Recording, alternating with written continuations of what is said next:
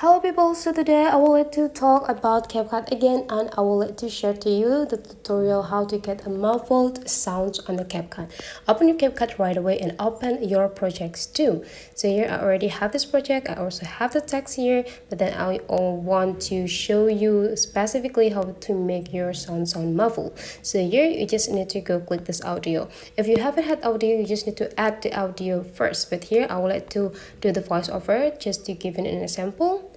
I will let you do the voiceover first. How to make audio sounds muffled.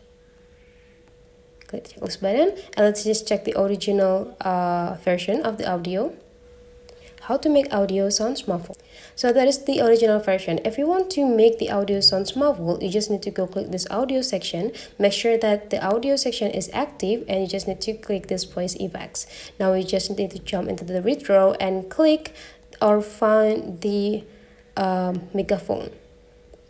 Over here, go click it. How to make audio sounds muffled.